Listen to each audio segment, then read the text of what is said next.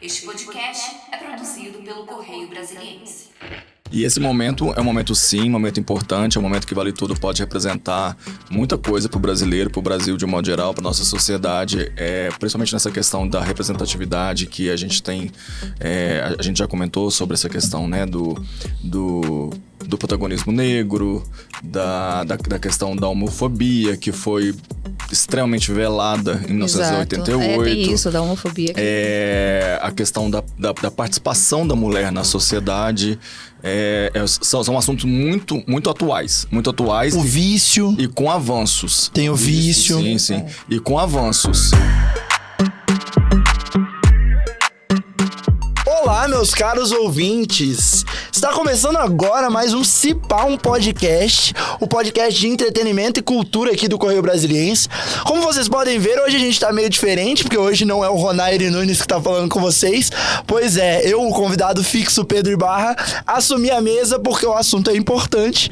E estou com duas figuras ilustres, muito sabedoras das novelas brasileiras. Patrick Selvati, por favor, se apresente. Tudo bem, gente? E Cibele Negromonte. Olá, gente, tudo bem? Tô super feliz de estar aqui. Nunca fiz o Cipá, é até a primeira estreia. Vários podcasts, Já né? fiz vários podcasts. O Patrick, quando vocês sabem que o Patrick tá aqui, vocês sabem que é porque o tema é novela. É novela. A gente tem que falar de Vale Tudo, o remake de Vale Tudo que tá na TV Globo agora, estreou pro dia que a gente tá gravando, ele estreou na segunda-feira, mas a gente tá gravando numa sexta. A gente vem aqui pra discutir essa novela, mais um remake da Rede Globo, as escalações, as atuações e todas as questões que envolvem um dos principais títulos da história da TV brasileira, eu diria, não é, Patrick? Então, boa tarde, gente, de novo. Vale Tudo é a novela das novelas. É o clássico dos clássicos. Eu sou noveleiro de carteirinha, noveleiro assumido. E Vale Tudo, pra mim, é mais do que uma novela. É uma obra mesmo, uma obra-prima. E é uma obra que ela tem que ser estudada, inclusive. Tem uma pesquisadora da PUC-Rio, Ana Paula Gonçalves, que ela escreveu um trabalho, né, uma pesquisa acadêmica da história do Brasil, e ela escolheu Vale Tudo para poder ilustrar. A partir de Vale Tudo, ela conta toda a história do Brasil, porque Vale Tudo representa a história do Brasil, né? Um momento muito importante da história do Brasil que refletiu naquela época e reflete também até hoje.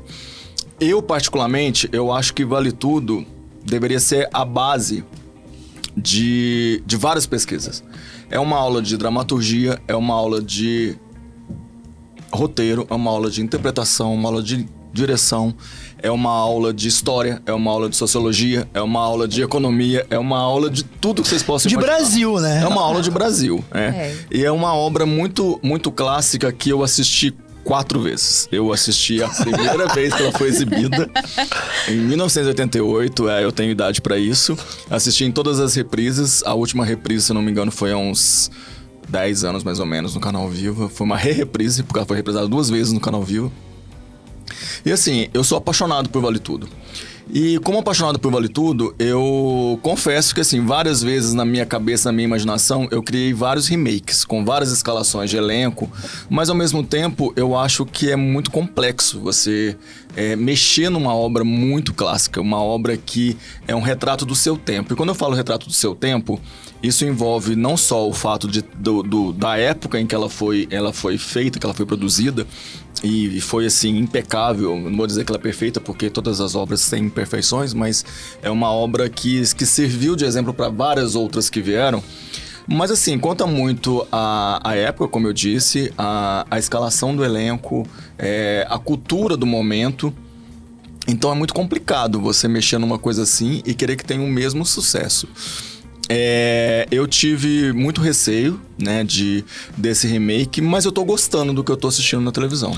Mas antes da gente falar dessa, eu queria levantar agora, porque você falou muito sobre a importância dela pra TV, mas eu queria, por exemplo, Cibele, todo mundo tem uma história com Vale Tudo, todo mundo que assistiu Vale Tudo, seja numa reprise, seja numa seja na época, nosso Patrick, ele parece que tem essa idade toda? Não, mas ele viu na época, como vocês podem ver. Mas, Sibeli, eu queria saber a sua relação com Vale Tudo também. Eu fui convidada porque eu vi na época. Porque ela não só viu na época, como virou pra mim e falou, não só vi na época, como vi a reprise também, está fresco na minha cabeça. Gente, é precoce. Eu, por exemplo, eu nasci em 1979. As pessoas insistem em dizer que eu tenho 45 anos, mas eu não tenho, eu tenho 30. Exatamente. A Sibeli é a mesma coisa. Pois não, eu era um bebê, não, mentira. Eu já era adolescente ali, eu já tava começando na adolescência e marcou muito a minha vida também, de certa forma, porque era um momento, como o Patrick bem frisou aí, né? Vale Tudo, ela é de 1988, um ano importantíssimo. Sim. Certo? A gente tinha acabado de começar a redemocratização, tinha sido feita a Constituinte, a Constituição Cidadã, que está até hoje aí, né? Foi de 1988. Então, assim, os jovens estavam com aquela ânsia de liberdade. Era um país cheio de mazela daqueles anos todos de ditadura, todo mundo querendo. É um momento histórico muito importante. E como o Patrick falou muito bem, Vale Tudo trouxe um pouco o retrato do Brasil, né? De uma forma mais crítica, porque agora a gente já podia fazer essa leitura um pouco mais crítica, já que a gente estava no processo de reabertura. Os jovens querendo liberdade, querendo revolucionar, querendo, né, um Brasil novo. Todo mundo querendo, e eu acho que o personagem do Afonso traz um pouco disso, dessa vontade do Afonso e da Solange, de um Brasil novo, um Brasil sem corrupção, um Brasil, né, diferente mesmo, daquilo tudo que a gente tem de imaginário do Brasil. E assim, eu não sou tão noveleira quanto o Patrick, mas Vale Tudo, pra mim, é a minha novela, assim. Tanto é que eu não assisti 4 vezes, mas assisti mais uma vez. E estou assistindo agora de novo. E assim, aí eu acho que a gente vai evoluir um pouco nisso, porque assim, é outro Brasil, mas nem tanto assim. Exato. Né? A gente é um outro Brasil, com certeza. Sim. Evoluímos em muitas coisas. Se a gente parar pra pensar ali atrás, né? Se fizer. Mas ainda tem mazela pra caramba. Tem coisa pra caramba que eu acho que vamos ver como é que eles vão desenrolar tudo isso, né? Não sei como é que vai ser. Que eles fizeram as adaptações pro tempo, logicamente. A própria Maria de Fátima, a gente vai chegar nisso, mas a própria Maria de Fátima, se querer ser uma influencer, é uma coisa, né? A Maria de Fátima ser negra. Ter mais núcleos negros, era uma novela muito branca. Totalmente. O Vale Tudo original. E ter negros no papel de classe média, ter negros não no papel de submissão. Exato. Né? Eu acho que passa por isso que Eram que dois apenas na primeira versão. Olha só. Era um ex-trombadinho e uma empregada doméstica. Olha só. Agora a protagonista é negra. É negra. As protagonistas, né? As duas. Porque querendo ou não, a Maria de Fátima é a antagonista, mas ela é muito protagonista na história, né? Com certeza. Não, ela que conduz, né? Toda E aí, levantando esse... Eu gostaria de manter ainda um pouco sobre esse tom social de Vale Tudo. E eu queria levantar uma pergunta que eu até já falei pra vocês fora do ar, que é assim... Tudo bem, se vale... vamos lá. A pergunta é... Vale Tudo vem pro Brasil quando o Brasil precisa dessa mensagem? Ela chega para um Brasil que tá necessitado dessa noção de o que é o Brasil nas telas, de representar pessoas, de questionar problemas? Tudo bem, se Vale Tudo viesse toda vez que o Brasil precisava, era pra ter Vale Tudo desde 1500. Mas, considerando toda a situação político-social que o Brasil passou na ditadura e agora, numa pós-era Bolsonaro, também tendo passado por uma tentativa de golpe, uma ditadura voltando quase um retorno de ditadura, vocês acham que Vale Tudo também chega... E aí a pergunta vai pros dois discutirem também. Chega num momento interessante pro brasileiro se sentir representado e entender por outra ótica, outra perspectiva, o que é o próprio país dentro desse contexto novo? Eu não sei te dizer, sim, que se Vale Tudo vem sempre que o Brasil precisa, né? Como você disse, precisou várias vezes, né? E esse momento é um momento, sim, um momento importante, é um momento que Vale Tudo pode representar muita coisa pro brasileiro, pro Brasil de um modo geral, pra nossa sociedade, principalmente nessa questão da representatividade que a gente tem, a gente já comentou sobre essa questão, né, do protagonismo negro, da questão da homofobia, que foi extremamente velada em 1988. Tem isso, da homofobia. A questão da participação da mulher na sociedade. São assuntos muito, muito atuais. Muito atuais. O vício. E com avanços. Tem o vício. Sim. E com avanços. Agora sim, eu tenho receio de que o tom que está sendo dado não seja o tom que foi o mesmo dado em 88. Claro que não dá para ser o mesmo, porque existe uma mudança drástica, gigante, né? Um abismo entre 88 e 2025. Mas, assim, algumas coisas importantes e pontuais, eu tenho sentido que estão sendo passadas de uma forma muito discretas, muito sutis. Por exemplo, na cena em que a Raquel, de Thaís Araújo, ela chega no Rio de Janeiro e ela é assaltada por um menino, a Raquel de Regina Duarte, ela foi muito mais agressiva, ela foi muito mais, assim, de uma mulher realmente revoltada, porque ela... Né, qualquer pessoa, qualquer um de nós que tá chegando numa situação como ela chegou e ser assaltada, você vai soltar os cachorros mesmo. E a da Thaís Araújo, não. O texto já veio mais leve, tipo, não machuque o menino, ele não tem culpa. E assim, e existiu uma discussão, um diálogo entre o Antônio Fagundes e a Regina Duarte em 88, que foi completamente cortado dessa edição.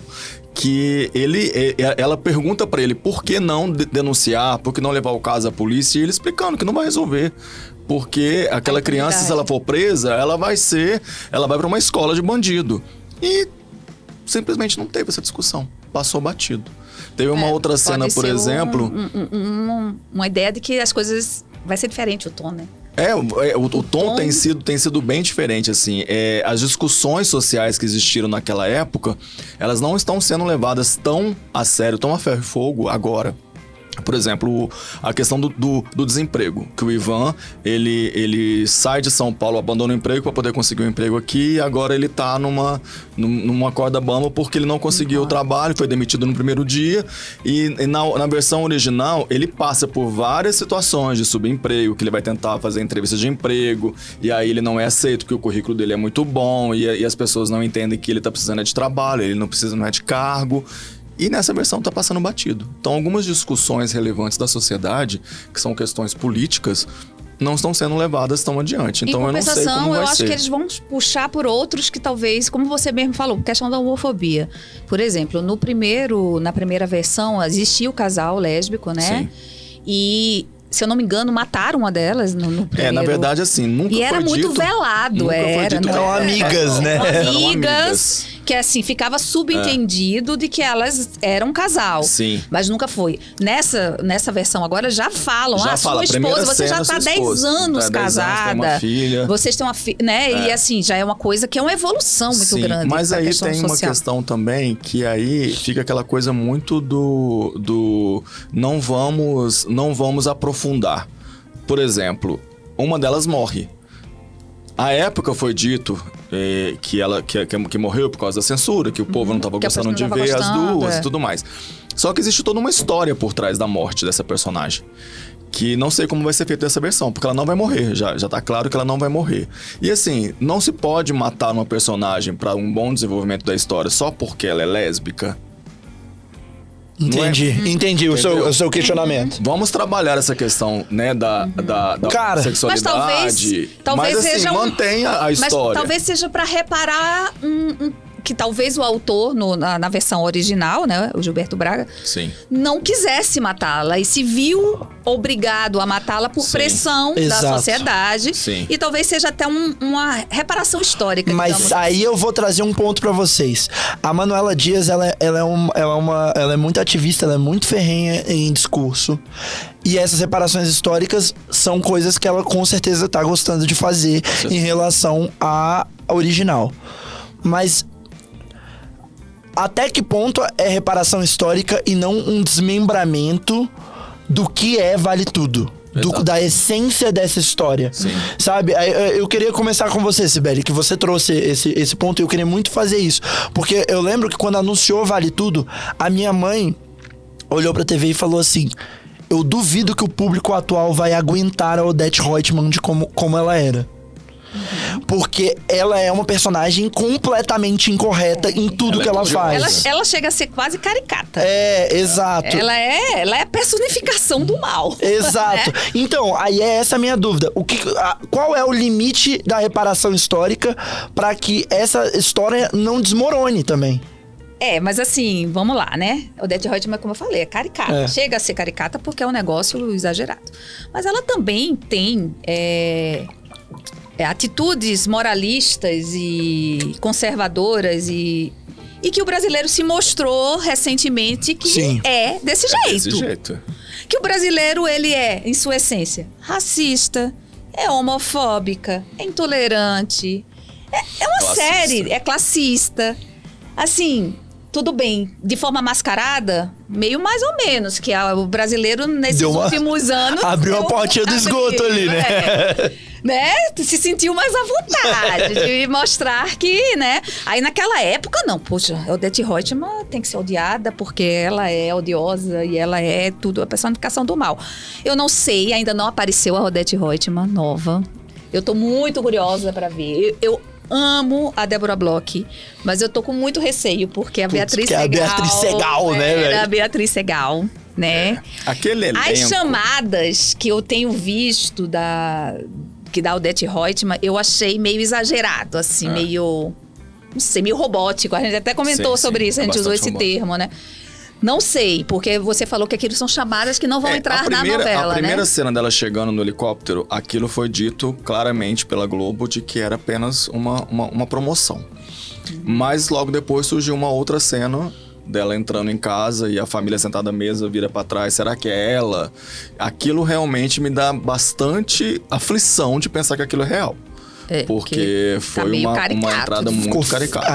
Aquela chamada é horrível, com todo respeito. Caricata. E isso me assusta, porque a Débora Bloch é fantástica, gente. A Débora Bloch não é uma tem excelente. como. Não, ela é uma atrizaça. Não tem como. E assim, uma coisa que a gente tava até comentando,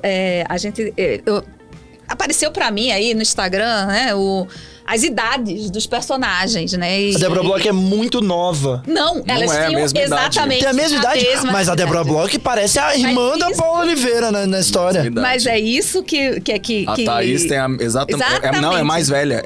A Thaís é mais velha do que a Regina Duarte. A Thaís tem 43 ou 44. A Thaís tem 44, a Regina Duarte tem 41. Regina Duarte tinha 41 na época. Gente! E assim, você olha as duas, a Thaís parece 100 anos mais nova. Mas isso é reflexo do tempo. Quase 4 décadas, né, gente? As pessoas estão envelhecendo melhor. Sim. Né? Isso faz parte, inclusive, isso é interessante de se ver também. Sim. A gente tava comentando, eu disse, gente, Beatriz Segal era muito mais velha do que a Débora Bloch. Não, exatamente. Pô, mas eu tive essa impressão vendo a Débora Bloch nas chamadas. Eu tenho a impressão que, a Beatriz Segal parecia, uma idosinha. A Paola é um Renata, ano mais velho do que a Renata Forrá, né? Parecia. Pois é, isso é muito louco. Um ano. Não, e aí é bom porque eu já tenho o gancho aqui pra puxar pra vocês, que é o momento que eu vou brilhar. A escalação. A escalação da novela. Então vamos lá. A novela, a Vale Tudo original foi uma novela muito conhecida por sua escalação. É talvez um dos maiores elencos de todos os tempos de uma novela brasileira. Só nome absurdo. Cada vez que o tempo passa, esses nomes vão ficando maiores pro imaginário social e artístico brasileiro. E aí, cara... E aí que é pegado, né? A gente vai chegar nela depois. Mas vamos lá. O que vocês acharam... Tirando a Maria de Fátima, que vai ser um assunto à parte... o que vocês acharam da escalação até o momento? Foram 4 capítulos até agora que a gente assistiu. Principalmente... em relação aos núcleos. Por quê? E aí eu vou já levantar uma opinião minha. O meu sentimento é que o núcleo de Vila Isabel, ele tá muito mais forte em atuação, em nomes, em qualidade em cena, do que o núcleo principal da família Roitman ali, de tudo que circunda aquilo. Você tem grandes nomes nos 2 núcleos, mas por esses primeiros capítulos... Cara, a gente tá falando de um núcleo que tem Matheus Nastergalli, tem a Karine Telles, tem o Leandro Firmino, tem, cara, alguns dos... Belize Pombal. Nova na televisão, mas... Então, a gente tem nomes... Pô, incríveis no núcleo secundário.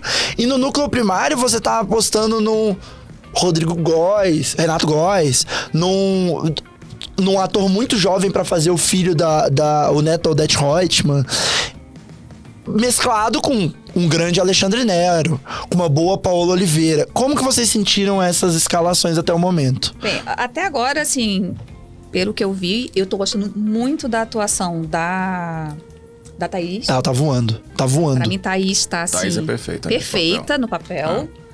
E, assim, ela é uma mulher do povo, mas não é histriônica, como, por exemplo, eu achava que a Regina Duarte era um pouco histriônica. Aquela coisa meio mais exagerada. Ela é uma mulher do povo. Ela fala alto. A Regina tinha vindo de Rock Santeiro, né? Pois é, exatamente. Então, assim, eu acho que na nossa imaginação, as duas personagens estavam muito próximas, né? Sim. Assim, não teve um descolamento.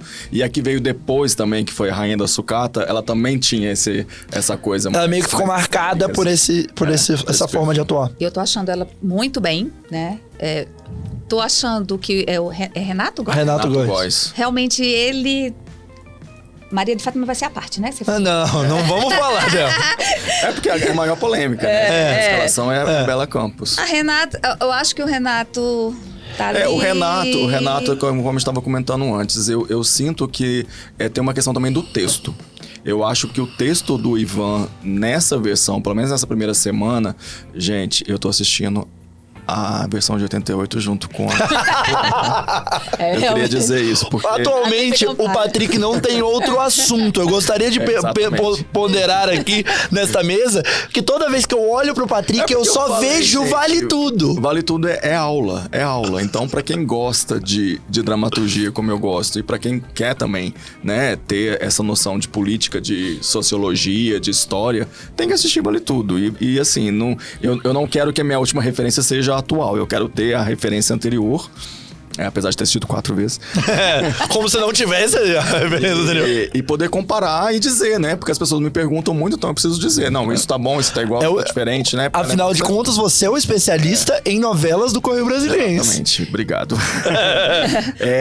E aí eu acho que o Ivan dessa versão, ele tá muito passivo. Ele não tá tão agressivo, ele não tá tão imponente como o Ivan do Antônio Fagundes. Tem uma diferença grande, sim, do Antônio Fagundes como ator e do Renato Góes como ator. O Antônio Fagundes, naquela época, ele já era o Antônio Fagundes. Então, a própria presença dele na cena já é uma coisa que chama atenção. Mas a entonação dele, a imposição da voz, era muito diferente, assim, sabe? Era uma pessoa agressiva, que queria vencer na vida, que debatia o fato de não estar conseguindo se reafirmar de novo no mercado de trabalho. E o Renato Góes não, o Ivan do Renato Góes não, ele tá muito esperando a coisa acontecer. Mas talvez seja até o momento também, talvez a Manuela... né, tentou colocar um cara que não fosse tão machista. Mas deu pena. Trazer essa virilidade. Mas deu pena. Dependendo também o Renato como ator, né? Porque muitas vezes a pessoa, ela é julgada pela interpretação, mas tem um texto, né? E o texto do Ivan não tá um texto, assim, de protagonista, sabe? De uma pessoa que tá ali pra poder fazer a história acontecer. Ele tá muito passivo, ele tá muito, tipo assim, acompanhando a Raquel. E na primeira versão, primeira semana, ele tem toda a trajetória dele de bater na porta, pedindo emprego e não conseguindo. Você acha que talvez ele ficou sem contexto? O personagem ficou meio perdido. Ficou meio perdido. E o mercado de trabalho hoje não mudou. Não. E outra coisa, deu pena dele em cena, naquela cena, em que, acho que é do 2º capítulo, em que ele vai pro emprego e o pai dele liga e que ele tá no telefone. Qual é o nome do ator do pai? Que é maravilhoso. É maravilhoso. Que ele tá no telefone com o Luiz Melo, então o Luiz Melo aparece em cena e na mesma cena tá a Karine Telles, ele foi engolido. Mas é que você esquece que o personagem tá ali. É o texto. Porque o dilema dele hoje tá sendo esconder do pai. É, muito mais do que o medo de ficar sem trabalho. Não, o anterior ele corria atrás de trabalho. Ele corria atrás de trabalho. Ele tava mais preocupado. Ele recebia nãos por ele ser bom demais no que ele faz, pela qualificação dele ser muito boa. Sim. E a gente vê isso. Nesse você tem um momento que ele fala assim: eu quero qualquer coisa, não preciso cargo, não preciso ser chefe. Só. Exato. E não tem isso. E aí, vamos pro restante das escalações. Vamos voltando pra... Eu acho que o Alexandre Nero tá excepcional. Tá ótimo. Mas o Alexandre Nero, ele tá fazendo o mesmo papel. De que todos os papéis dele. Todos os papéis dele, né? Mas ele é muito bom nesse papel, acharam a pessoa certa. Assim, E que existe... o Reginaldo Faria foi... Sim. Excepcional. Existe também a questão do medo de errar, né? Então vamos colocar personagens que... É um peso a gente nesses sabe atores. que esses atores, eles fazem bem. É um peso pra esses atores jovens. Não só os jovens, mas até Os consolidados, né? O que não acontece com a Paula Oliveira. Oliveira, porque a Paula Oliveira, a gente nunca viu ela no personagem como Heleninha. Ela queria muito fazer esse papel, ela pediu pra fazer esse papel, ela pediu pra fazer o teste pra esse papel. Então ela batalhou pra fazer isso, porque ela justamente queria se desafiar. E assim, eu tive muito receio no começo, porque a figura da Renata Sorrah, além de ser, né, que a gente tá falando aquela figura mitológica que a gente já tem desses artistas, a figura dela como Heleninha, diferente da figura dela como Nazaré, que era um mulherão, né? Gostava Era miúda, ela era toda... Ela era muito fragilizada, ela era muito magra. Tanto que eles cortaram essa cena, inclusive. Ela, quando ela sai da clínica, ela emagreceu 25 quilos na primeira versão.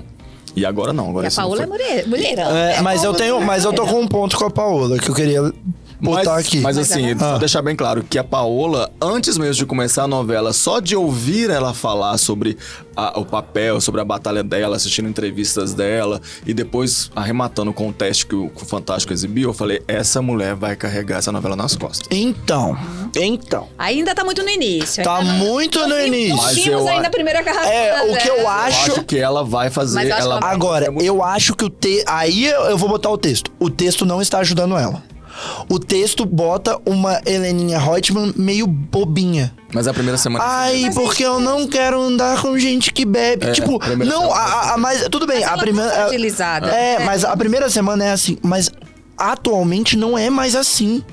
Você vai pra uma reabilitação, você não volta bobadinho. Você volta... Num sistema que você é pensado, numa questão. Você tem passos.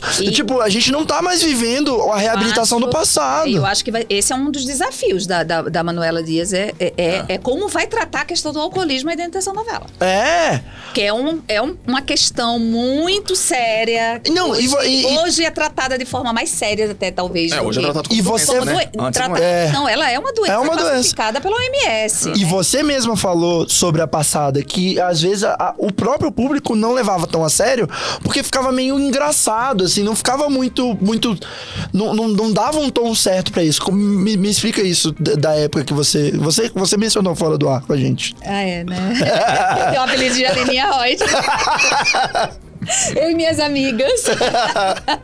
Não, assim, claro, brincadeiras à parte, mas assim, tinha esse tom meio...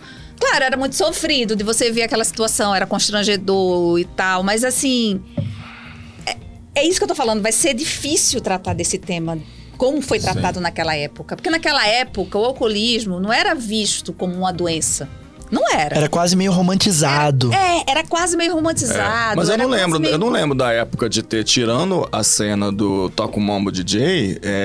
Tem essa cena mesmo. Eu não lembro, assim, das pessoas assistirem como coisas divertidas. A partir do momento que a Renata Sorrah, a instituição Renata Sorrah, virou meme.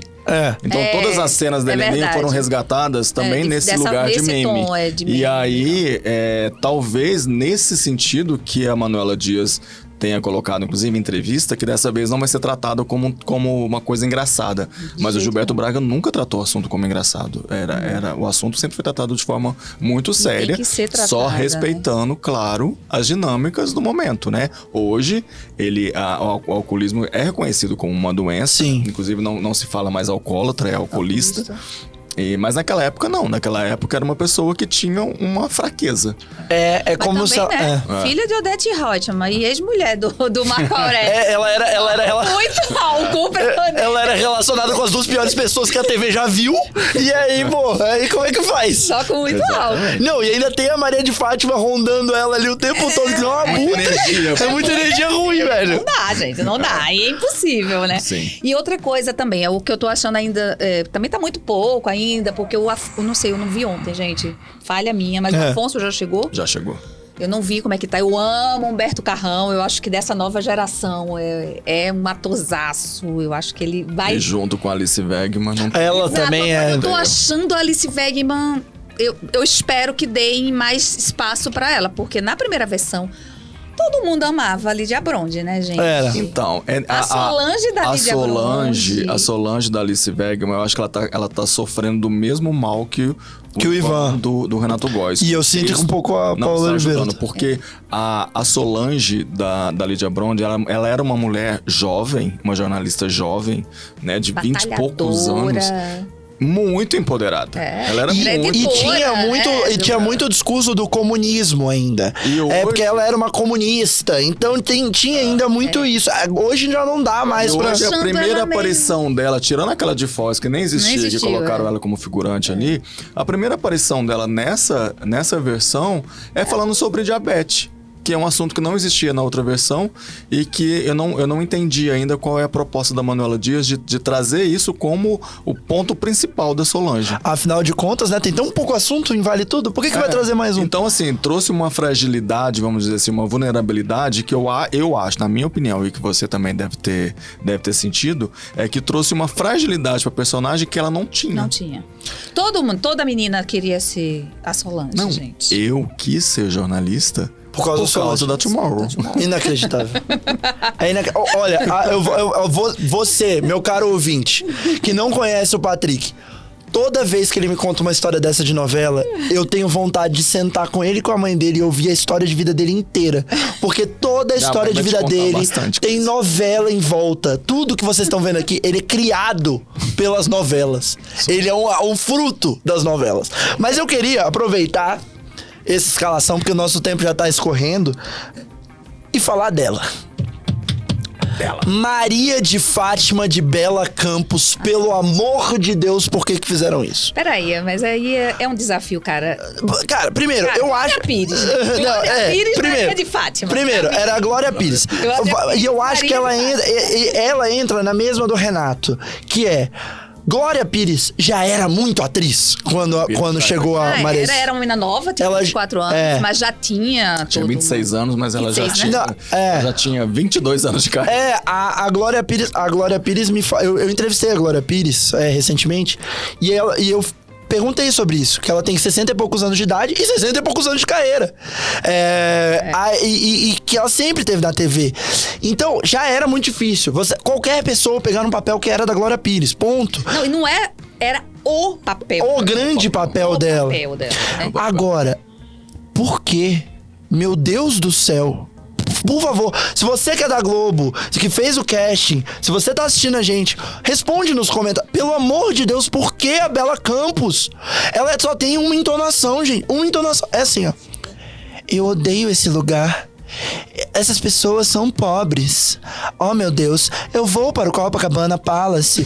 Pô, pelo amor de Deus. Jesus Cristo. E o pior é que tinha outras boas, Cara, grandes os atrizes nomes que negras. rondavam, os nomes que rondavam esse papel, você tinha a Júlia Dalávia, que é uma grande atriz. Você tinha a menina do Renascer, que eu esqueci o nome, que fez a Sandra. Cássio. Mas ela tá fazendo a garota do momento, não é?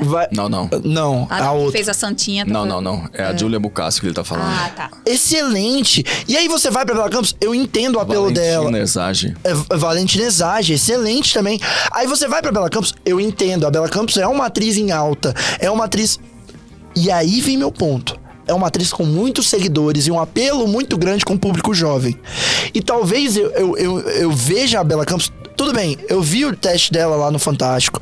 E eu sei que teve algo ali que a Manuela Dias viu nela, naquele teste. Mas eu não consigo ver. Eu, particularmente, não consigo ver. Eu odeio ter que achincalhar uma atuação. Mas ela tá fazendo uma das personagens mais importantes da TV brasileira. Pelo amor de Deus, ela tem que ser ruim. Ela não pode parecer uma mimada. A minha impressão com a Bela Campos é que ela é boba, ela é fora da realidade. E a Maria de Fátima tem que ser ruim, perversa, horrível. É uma pessoa que vendeu a casa da mãe com a mãe dentro. 2 semanas depois do avô morrer. Sabe? Tipo, por favor, fale. Essa, inclusive, foi uma das razões pelas quais o único remake que foi feito de Vale Tudo, que foi feito pelos Estados Unidos para a comunidade hispânica, foi completamente rejeitado, porque eles acharam um absurdo uma filha vender a casa da mãe e pararam de assistir. Mas, engraçado é que a original, que foi vendida pro mundo inteiro, todo mundo assistiu e se apaixonou. Aí é que tá. Existe aquela questão que a gente falou no começo, né? O momento, o elenco, a trilha sonora, a direção, tudo combinou pra isso. Mas eu concordo com o Ibarra. O que tá me passando da Bela é assim, a menina mimada. Ela não passou raiva até agora. De jeito nenhum. É uma menina... Eu queria muito odiar ela. Eu quero, mas eu não consigo. Eu fico com pena. Na verdade, eu odeio porque tá chato, né? Porque ela é chata. Ela é má, é porque ela é chata. Ela é aquela vilã que você se apaixona. Ela virou uma vilã que você não quer ver. Você fica tipo, ai, que ela saco, não sou dela. Gente, o Ibarra, ele tá há semanas esperando por esse momento. Nossa, eu tô muito feliz. Cara, tá saindo um peso das minhas costas, vocês não acreditam. Ele tá numa mesa de bar ao vivo. Literalmente, eu tô muito feliz de falar isso. Obrigado a vocês que estão juntos comigo pra falar disso. Mas vamos lá, a primeira semana da novela, realmente a Maria de Fátima, até da Glória Pires, é uma personagem diferente da Maria de Fátima da segunda semana. Existe da primeira pra segunda semana uma virada onde a Maria de Fátima começa a se dar mal. Onde ela começa que acaba o dinheiro. César gente, abandona ela. Aquela casa não ia com a quantidade de Chanel, Dior, ou aquela casinha lá, não ia no momento em que ela encontra... Já foi. No momento em que ela encontra com a Raquel... É realmente uma virada. Assim, tem um ensaiozinho quando ela encontra com o pai dela, que já foi ao ar. Mas... Raquel vai ser hoje ou amanhã? É amanhã. Amanhã. Deu uma adiantadinha. Então, pra vocês, foi no sábado, dia 5 de abril. Pra vocês que estão assistindo a gente. Então, assim, a Glória Pires, realmente, na primeira semana também, ela tinha um pouco desse tom. De menina mimada, deslumbrada. E depois você... Tem a cena dela com a Raquel, a primeira cena dela com a Raquel no Rio de Janeiro, dá vontade de enforcar. Eu quero isso. Então vamos ver se a Bela Campos vai trazer. Vamos dar uma... Então amanhã à noite eu estarei sentadinho assistindo. Eu também questionei muito a escalação. Claro que a gente, como telespectador, a gente monta nosso elenco na cabeça e tá tudo certo, né? Nossa. Tipo, por exemplo, a Bruna Lombardi vai vir lá, vai abandonar lá onde ela tá, vai assumir um papel porque a gente quer. Exatamente. Literalmente. Funciona assim, né? Rodrigo Santoro, Sônia Braga, essa galera toda, Ana Paula Arósio, né? Ela tá fazendo várias novelas. A minha Odete Roitman perfeita era a Fernanda Torres, mas agora ela tava no Oscar. E ela ia ser, né? Então existe todo um bastidor por trás disso que a gente não consegue acessar, não consegue entender.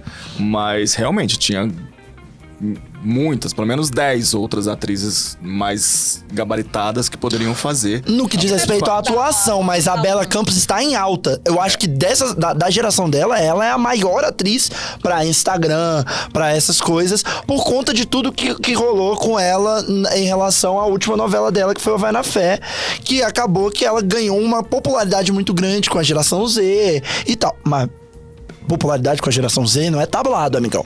Você tem que atuar. Eu não sou da geração Z, então assim, eu não vejo essa popularidade toda da Bela Campos. Eu também não consigo. 9 milhões de seguidores, gente. É muita gente. Eu também não sou da geração Z, então... Eu não consigo...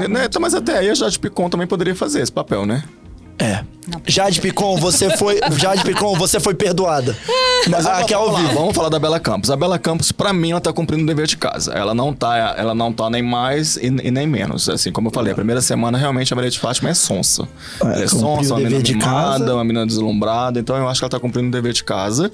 E a expectativa é muito alta pra que ela suba. Né? Ela suba, porque se ela ficar nesse tom... Aí já era. Aí vai matar o personagem. Não vai dar. Mas, volto na questão. O texto tem que ajudar. A direção tem que ajudar. Agora, você falou uma coisa aí que eu achei interessante, né? Porque você falou da popularidade dela com a geração Z e, assim, uma forma também de atrair essa geração pra novela, que não é outra história. É outra. Quando passou Vale Tudo pra agora... Todo mundo via novela. Todo mundo via novela, exatamente. Não existia streaming. Nossa, que gancho bom, hein? Não existia nada, gente. Não existia nada. Era videocassete indo pegar no final de semana na Blockbuster, aquela fita. É mesmo. E tinha que chegar cedo pra Porque senão pegava pegar fila. Você sabe que isso está se refletindo também no texto, né? Porque muita coisa do texto são coisas que, por exemplo, tem uma cena que quando ela acusa o alarme falso lá de incêndio na agência, ela não só pega o convite para a festa, como ela pega também a agenda da secretária. Que ali ela tem todos os contatos. E não tem mais agenda. E não tem mais agenda. Então, essa trama ficou completamente esvaziada. Foi.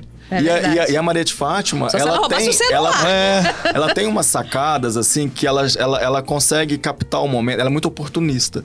Então, assim, ela através dessa caderneta, dessa agenda... Ela teve acesso a toda a alta. Mas eu vou te falar... 3 cenas que não existiram, que mostra a Maria de Fátima numa situação que você fala assim, caraca, essa mulher, ela é... sim. Até o cabeleireiro, ela consegue pela agenda. Ver então que a trama tá meio esvaziada, assim. Então, assim, eu tô defendendo difícil, a Bela Campos nesse sentido, porque o texto, o momento... Não tá ajudando ela. Aquela coisa, assim, de modelo. Gente, pra você ser modelo, você precisava realmente sair de Foz do Iguaçu pra ir pro Rio de Janeiro, São Paulo. Pra você ser influencer, você não precisa sair de Foz do Iguaçu. Você pode ser de Foz do Iguaçu e ficar lá. Qualquer... Então, quando ela vai pro Rio de Janeiro e chega, eu quero ser modelo, você fica assim, tipo... Por que você não fez de casa, moça? Influência, realmente. Então, eu acho Hoje que... tem influencers com milhões de seguidores. Que moram em cidades pequenininhas. Não dá só. Por exemplo, eu sou de Lavras, Minas Gerais. E Lavras, Minas Gerais tem um casal, né, homossexual, que são famosíssimos. O Reserva pra Dois é de lá. Caramba! E eles, assim, eles bombam nas redes sociais, na cidade onde eu nasci e de onde eu tive que sair 20 anos atrás pra poder ser alguém na vida. Sim. E aí, Cibele, você levantou um ponto que é muito interessante. Da geração mais jovem chegar às novelas. A gente tá vivendo uma época, e aí a gente tá indo pro nosso último assunto, que é, a gente tá vivendo uma época em que uma grande novela de streaming fez um barulhaço, que foi do Rafael Montes, Beleza Fatal, que a gente leu um tweet agora antes, vocês não leram, mas eu li um tweet antes da entrada ao vivo aqui, ótimo, que é Beleza Fatal plagiou Parasita, e aí Beleza Fatal plagiou várias. E aí o que eu queria trazer era isso, assim, talvez seja a hora de Vale Tudo, pensar que o público não tá só nas novelas. Apesar de o fato de um capítulo de novela tem mais gente assistindo do que qualquer série da Netflix por ano. Sim. Não, sim, com certeza. Mas ainda tem uma base muito forte. Mas pra encerrar, eu queria perguntar pra vocês isso. Não tá na hora de Vale Tudo olhar e falar, então tá bom, então vamos investir também pra galera voltar lá no streaming pra ver, pra galera fazer um esquema, sabe? Não contar só com... Vamos à noite, 9 da noite, sentar em torno da TV, nós, família. Existe hoje porque tem um Globoplay, né? Assim, você não precisa assistir. Eu não assisti o capítulo de ontem, mas vou assistir hoje quando chegar em casa. Exatamente. Tanto que a primeira semana foi liberada, né? Sim. Acabou o capítulo já tá disponível no Globoplay pra quem quiser assistir. Mas assim, até a própria Beleza Fatal... Era uma novela muito diferente, porque ela só tinha 40 capítulos. Ela tava ali quase... um pouco mais do que uma série. Uma série grande. Uma série maior, né? Uma série de 2 temporadas. Pra essa geração que é muito imediatista, que não fica muito tempo. Uma novela dura o quê? 6 meses, 7 meses? Por aí. A gente tem que contar que as séries hoje tem 10 episódios, quando são longas tem 12. Exato. Então 40 episódios já é muita coisa pra qualquer coisa. Eu vou confessar pra vocês, eu comecei a assistir a Beleza Fatal e eu achei muito exagerado. Eu não consegui terminar, não. Então, o sucesso de Beleza Fatal é justamente isso. É justamente, claro que o stream, essa nova mídia, essa nova forma de assistir televisão, né? São 40 capítulos, mas são 40 capítulos de 1 hora. Ou seja, se você for dividir, vai dar uma novela grande de 80, 100 capítulos, né? Mas que as pessoas sentiam o prazer de sentar e maratonar, porque eram 5 capítulos por semana, né? Uhum. Mas assim, Beleza Fatal, na minha opinião, fez o sucesso todo que fez, porque ela é um caldeirão de tudo que já foi feito. E de tudo que todo Não tem mundo ama. Nada de original. Nada. Quer dizer, tem uma coisa que é original, que talvez na TV aberta não funcionasse. A gente odiou a protagonista.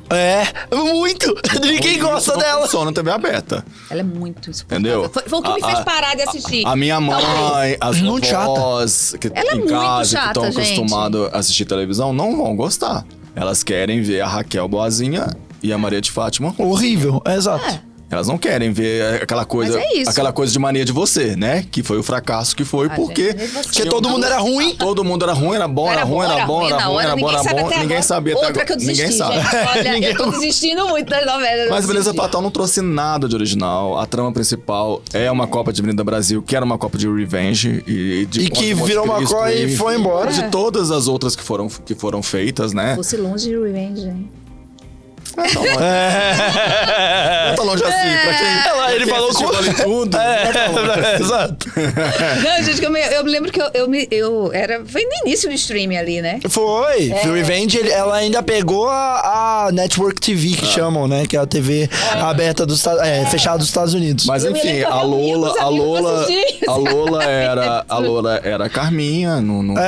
Sem tirar nem pôr, nada. Diferença.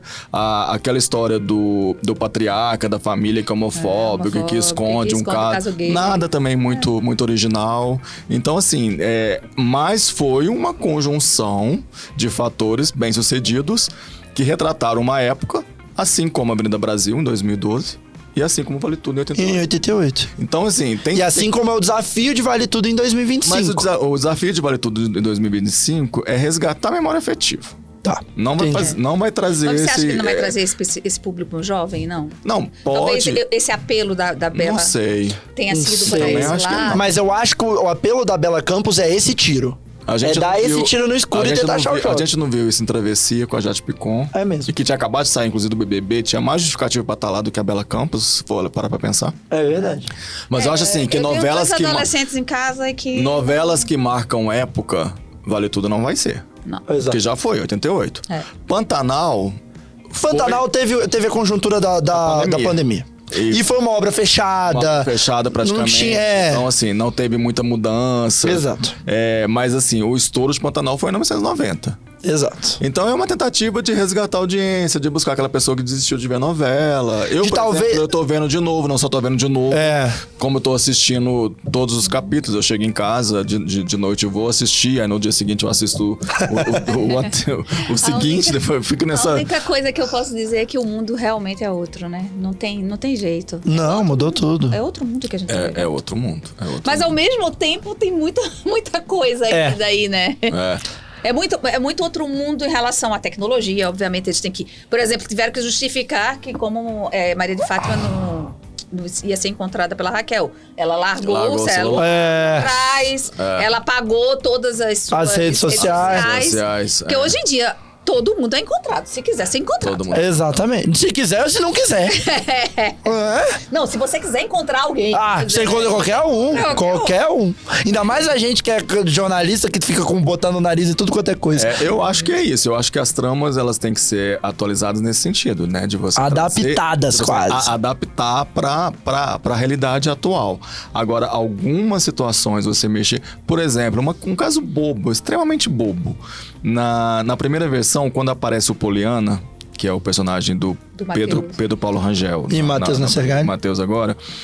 Ele explica pras pessoas, num tom assim, tipo assim, meio sem graça, por que chamam ele de Poliana. Agora não tem mais sem graça disso. Não tem sem graça, mas também ficou lá solto. Tipo assim, sou mais conhecido como Poliana. Aí fica todo mundo, tá, beleza, é o Poliana. Mas Beleza, ele não passou. explicou que ele é uma pessoa positiva, uma pessoa de bem com a vida, uma pessoa que, né, que vê sempre o lado bom das coisas. Mas será Então que isso é meio... autoexplicativo, não? Mais ou menos. Mais ou menos. Mais ou menos. Eu acho que tá superestimando as gerações mais novas e subestimando o poder da narrativa ali de que pode. Aí trouxe uma questão dele ser assexuado. Que também uma coisa assim. são os tons que... Tem umas coisas que não... Aí o Pedro Paulo Rangel também fez. Ele era um monstro. Muito bom. Mas... Poliana, cara. Mas como a gente já tá finalizando nosso tempo, antes de eu agradecer vocês, eu queria só perguntar se vocês têm fé nessa Vale Tudo. Se vocês acham... se vocês acham que essa Vale Tudo vai conseguir pelo menos virar. Tipo, não vai ser um erro, um tiro errado. Eu espero muito, sinceramente, porque é aquilo que o Patrick falou, é memória afetiva, né? Não pode estragar, Não pode estragar, gente. É a minha novela de todos os tempos. Aí vai estragar assim. Como é a minha novela de todos os tempos, é de muita gente. Como foi de 2 gerações ou uma geração depois, de quando é a Avenida Brasil? 2012. 2012. 2 gerações depois, veio a Avenida Brasil, que é uma memória afetiva muita gente. A novela da minha vida é Senhora do Destino. O Silvio de Abreu falou numa entrevista, e é completamente pertinente, que assim, todos os remakes que fizeram sucesso na Rede Globo foram de novelas que não eram da Rede Globo. Novelas que as pessoas não assistiram. Ou que se perderam. Que as pessoas não têm a oportunidade de fazer como eu tô fazendo agora, de ver uma e ver outra. Por exemplo, Éramos 6, que foi feita no SBT, foi um sucesso muito grande na época. Mas foi uma novela que ninguém tinha visto, porque tinham se perdido. Mulheres de Areia, A Viagem, que reprisa várias vezes, porque foi da TV Tupi. Mas a Éramos 6, que foi feita agora pela Globo, não, porque as pessoas já tinham uma referência da Éramos 6 e dá pra ver no YouTube e tudo mais. Pantanal, a mesma coisa. A Manchete, você não consegue mais acessar aquela história, você não consegue mais ir. E eles conseguiram fazer exatamente igual pra não ter esse problema. O tom, assim, Agora, Vale Tudo tem uma grande chance de dar errado por causa das comparações. As comparações são mortais. Inevitáveis. É inevitável. Mas eu, como um eterno defensor do gênero, da telenovela, eu vou sempre defender que o que faz uma novela ser boa é a história. Sim. Se a história for boa... E a história é boa. E a história é muito boa. História excelente. Eu não estou com repulsa. Por exemplo, Renascer. Renascer é uma novela que eu gosto. Só que eu senti muita estranheza entre uma versão e outra. Então eu não consegui acompanhar. Não tive vontade nem de acompanhar, nem quando a Malu Mader entrou. E a Malu Mader, pra mim, é a musa absoluta das novelas. Tem Deus na terra e Malu Mader no céu. Mas Vale Tudo não. Vale Tudo eu tô gostando de acompanhar. Eu também, até agora eu tô gostando. Eu também. Eu também. Eu desisti de maneira de você. Eu tentei, gente. Eu juro como eu tentei. Mas não tinha história. Não dava. Eu voltei a acompanhar novelas com Vale Tudo. Tinha muito tempo que eu não... Acho que desde Império eu não acompanhava nenhuma. Eu também não... Sabe o que eu tô acompanhando? As novelinhas mais bobas das 6. Que geralmente são que novelas são muito boas. muito são bem muito feitas, boas as novelas. Da 6 é 6. muito boa, da 7 Volta por Cima é muito boa. Mas assim, a última novela que eu assisti realmente do começo ao fim, da primeira cena até a última cena, eu assistiria de novo, das recentes, Vai na Fé.